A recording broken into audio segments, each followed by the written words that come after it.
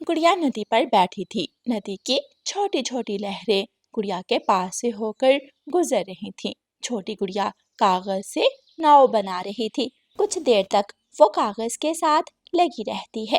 कभी पन्ने को इस तरफ मोड़ती तो कभी उस तरफ। आखिर एक छोटी सी नाव बना लेती है। मेरी नाव बन गई, कितनी सुंदर बनी है मेरी छोटी सी नाव। गुड़िया अपनी नाव को नदी में बहा देती है और नदी की छोटी छोटी लहरों की मदद से नाव पानी में बहुत दूर तक बह जाती है। फिर गुड़िया साथ पड़ी अपनी छोटी सी डॉल उठाती है और अपने घर की तरफ उड़ती है। उसकी मम्मा घर के बाहर बैठी उसका इंतजार कर रही थी। गुड़िया बेटी, मैं कब से आपका इंतजार कर रही हूँ। कहाँ थी आप? मम्मा, मैं तो कागज की नाव बना रही थी। अच्छा चलो अंदर चलो।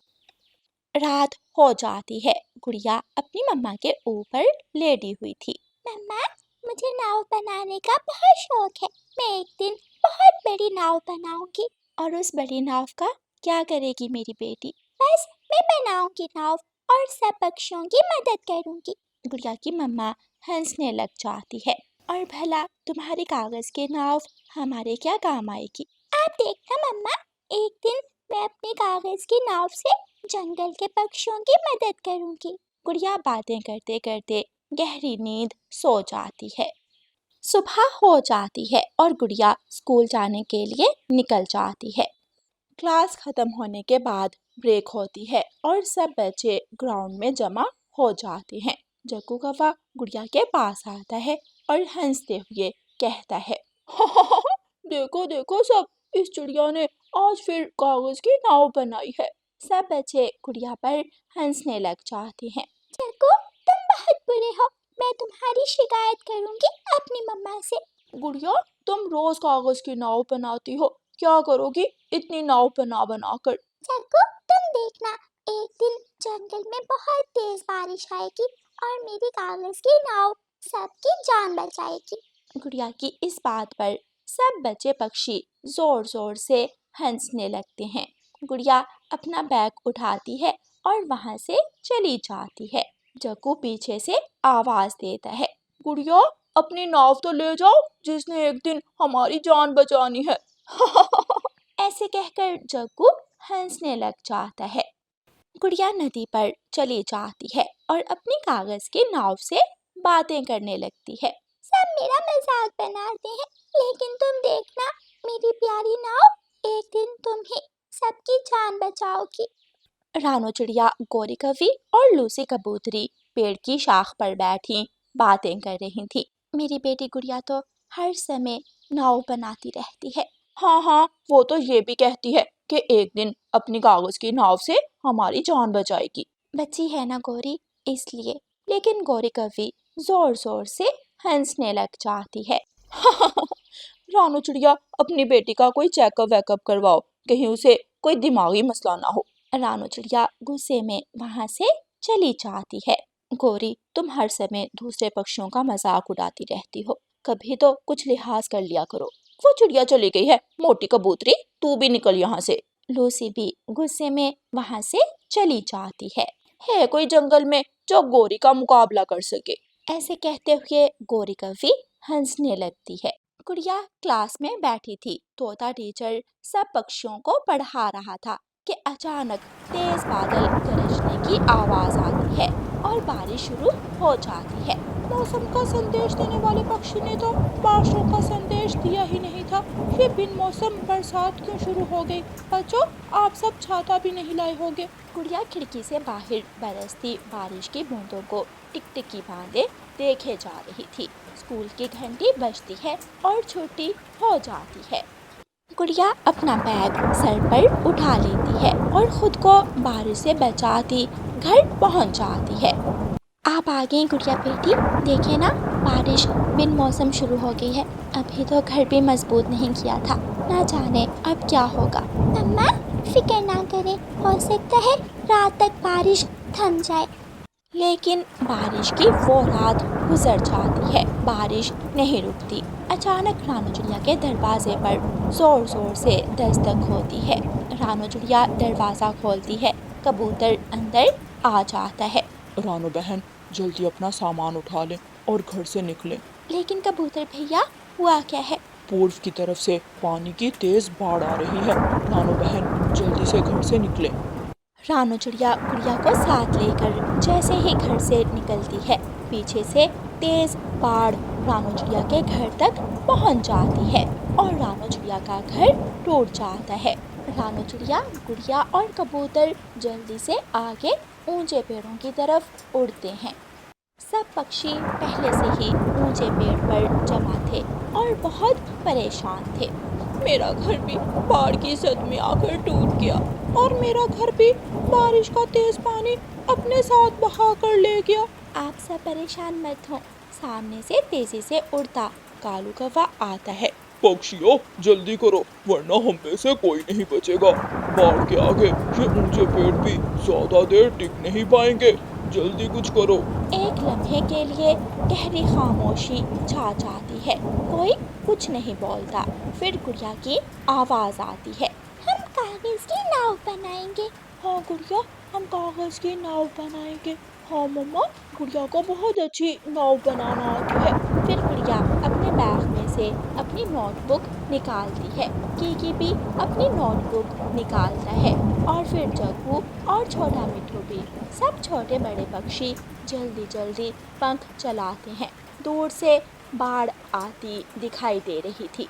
दोस्तों, जल्दी पंख चलाओ, बाढ़ बहुत नज़दीक आ रही है।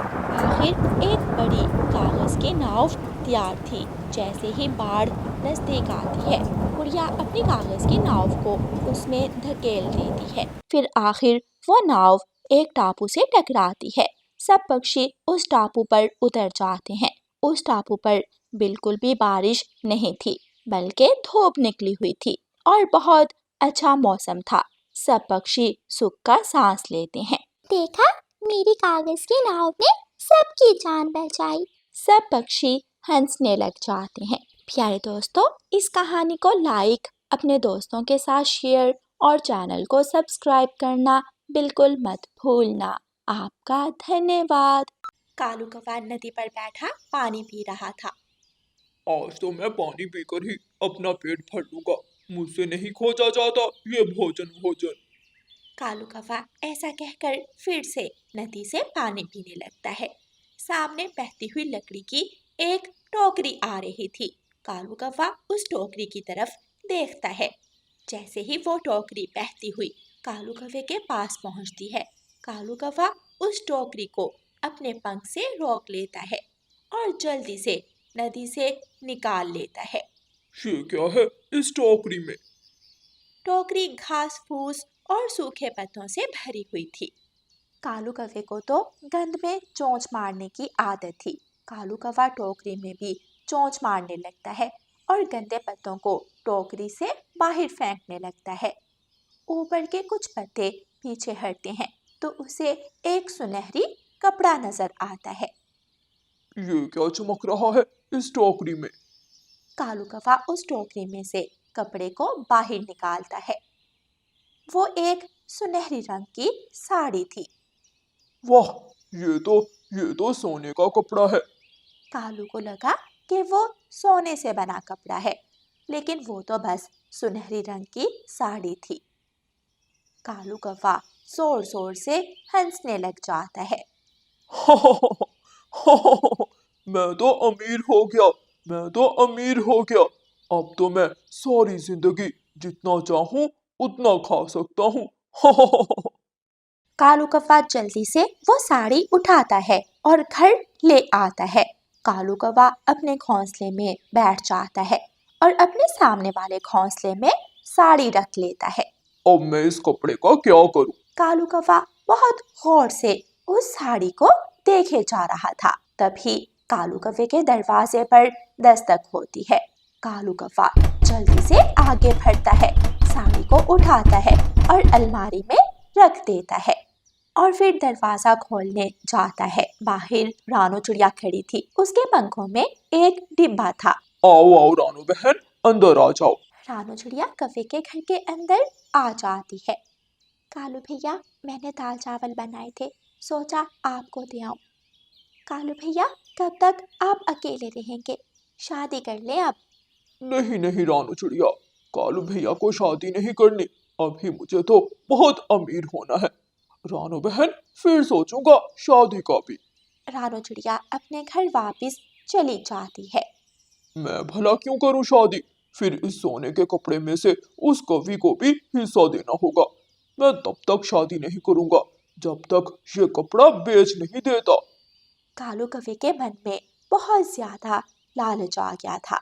वो जल्दी से अलमारी खोलता है, सुनहरी साड़ी उठाता है और उसे एक बैग में डाल लेता है और बाजार बेचने निकल जाता है। रास्ते में कालू को तोता मिल जाता है। कालू यार, कहाँ जा रहा है और इस बैग में क्या है? कुछ नहीं है इसमें, अपना काम कर, मेरे बैग की तरफ मत देख। कालू कौवा जल्दी से बैग के आगे आकर बैठ जाता है। ऐसा क्या है इसमें जो तुम इस तरह व्यवहार कर रहे हो? मैंने कहा ना, कुछ नहीं है इसमें, तू अपना काम कर। कालू कौवा अपना बैग उठाता है और बाजार की तरफ निकल जाता है। बाजार में बहुत भीड़ थी। कालू कौवा अपने बैग को मजबूती से थाम लेता है और सुनार की दुकान पर पहुंच जाता है। हाँ भाई कौवे, बोलो क्या चाहिए? सुनार जी, ये देखो, ये सोने का कपड़ा है, मुझे इसे बेचना है। सुनार उस साड़ी को गौर से देखता है और फिर हंसने लग जाता है। अरे भाई साहब, क्यों मजाक कर रहे हो? हाँ, ये कपड़ा पुराना है और अच्छे दामों बिक जाएगा, लेकिन ये सोने का नहीं है। इसे जाकर किसी कपड़े की दुकान पर बेचो या फिर किसी लड़की पक्षी को बेच दो। तू ये चालाकी मेरे साथ मत कर, सब पता है मुझे, तू मुझे बेवकूफ बना रहा है। कालू कौवा अपना सुनहरी साड़ी का कपड़ा उठाता है और अगली दुकान में घुस जाता है। भाई कौवे, ये साड़ी है एक सुनहरी रंग की, ये कोई सोने का कपड़ा नहीं है। कालू कौवे को बहुत ज्यादा गुस्सा आ जाता है। कालू कौवा वो कपड़ा उठाता है और वापस घर ले आता है। ये सारे सुनार झूठ बोल रहे हैं। इनको पता चल गया है कि मेरा ये कपड़ा सोने का है, इसलिए मुझे बेवकूफ बना रहे हैं। मैं इस कपड़े को कुछ दिनों बाद बेचूंगा और फिर मुझे खूब पैसे मिल जाएंगे। ऐसे ही कुछ दिन गुजर जाते हैं। कालू तो अब अपने घर से बाहर भी नहीं निकलता था। शाम हो गई है, अब सब पक्षी अपने अपने घरों में होंगे। मैं जाकर भोजन खोज लाता हूँ। कालू कौवा अलमारी को ताला लगाता है और भोजन की खोज में अपने घर से निकलता है। रास्ते में उसे गोरी कौवी मिल जाती है। कालू, कालू यहाँ आओ। कालू कौवा गोरी के पास जाता है। क्या है, क्या समस्या है तेरी? आय हाय, इतना नखरा किस चीज पर है तुझे? ऐसा क्या खजाना है तेरे पास, गरीब पक्षी? कोई खजाना नहीं मेरे पास, मैं भोजन खोजने जा रहा हूँ और तू मेरा समय बर्बाद कर रही है। ऐसे कहकर कालू कौवा वहां से चला जाता है। कुछ और दिन गुजर जाते हैं। कालू कौवे ने कब से अपने घर की मुरम्मत भी नहीं की थी। एक रात जंगल में तेज बारिश शुरू हो जाती है। आधी रात को कालू कौवे का घर टपकने लगता है। ये क्या, मेरा घर तो टपक रहा है। कालू कौवा जल्दी से अपनी अलमारी खोलता है और सुनहरी कपड़ा निकाल लेता है। शुक्र है, मेरा सुनहरी कपड़ा तो ठीक है, इसे कुछ नहीं हुआ। बारिश तेज हो जाती है और पानी और तेजी से घर में आने लगता है। आखिर कालू कौवे के घर की छत तूफान के सामने टिक नहीं पाती और कालू कौवे के ऊपर गिर जाती है। बचाओ, मुझे बचाओ, कोई बचाओ मुझे। लेकिन सब पक्षी अपने अपने घरों में थे। कालू कौवा उसी छत के नीचे दबकर मर जाता है और तेज हवा में वो सुनहरी कपड़ा वहां से उड़ जाता है और वापस जाकर नदी में बह जाता है। प्यारे दोस्तों, इस कहानी को लाइक, अपने दोस्तों के साथ शेयर और चैनल को सब्सक्राइब करना बिल्कुल मत भूलना। आपका धन्यवाद।